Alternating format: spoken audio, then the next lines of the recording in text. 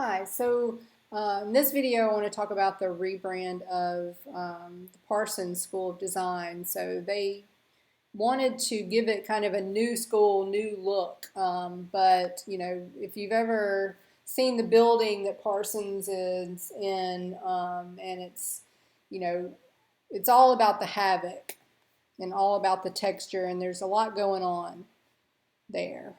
So these are the different older designs that went along with Parsons School of Design and the new school.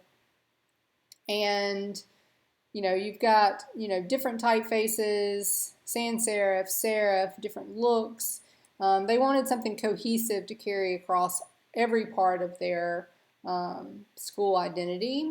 And so, and if you look at some of the other university and college logos, a lot of them are similar in the types of letter forms that they're using, and they're very similar in terms of the simplicity of the logos and all of that. And one of the things that Parsons did was they not only thought about just the pictorial part of their identity, but also the signage and the verbiage and the typography that went along with that identity. And so they basically looked to kind of create something different with that. And when we look at the new school, you can see what I mean by havoc. There's a lot of texture here. It's a lot of black and white, a lot of contrast. So when we're seeing this, we're thinking, how do we make this new? How do we keep this identity without adding to the chaos or to I guess, the busyness of it? So they started, they had an in-house, which is some people are lucky to have.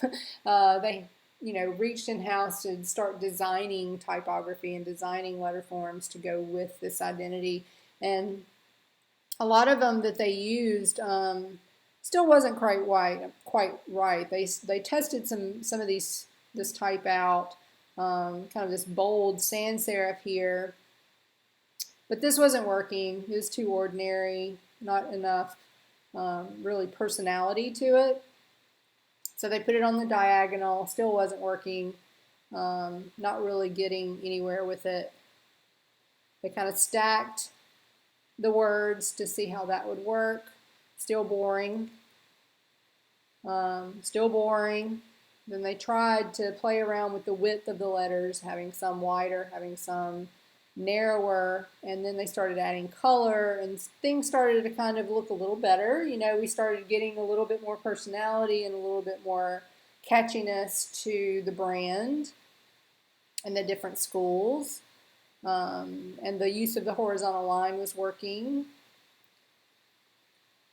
But then, even though they decided, okay, some of this, the letters are narrower than others, and started working with the width and the size of the characters, that was working, but how do you do it in a balanced way to make it work in more refined sense? And so they started playing with the counters to the O's and the R's and things like that in the letter forms, and in the sans serif here that they had designed for it. So they kind of played around with it, and so in some cases it was too wide, it wasn't working, and then they brought them a little bit more down to size. So they experimented with the different counter widths and the widths of the letters, and they started playing around with it, with all of the different signage and what was going on there, and it worked. It worked really well. They came down to playing around with all different treatments to the type, and then it became a lot more interesting and eye-catching after they did that. And so it's, like I said earlier, it was all about the havoc. So they started, this whole campaign, it started working really well with all of their different schools and different types of research. And then they were able to make it work with all the signage that they used with the college. So here's the whole typeface. and the different variations that they used at any given time. And here's some of the early drawings and concept drawings of how they were manipulating the letters to make them work better.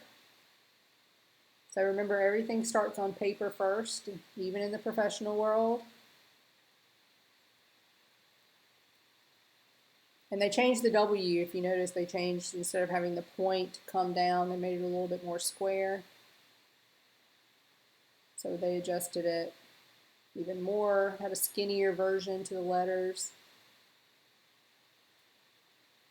So they could work with thick or thin, they could work with wide or narrow.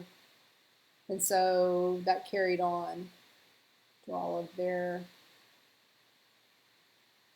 brochures, their books, their posters, their ads, murals. And even when they did their 100th anniversary, they decided to put the stem of the H and then the two O's in school to make it look like a 100 in honor of the anniversary. So you can see they did a very good job at carrying over to every part of their identity, even down to the signage.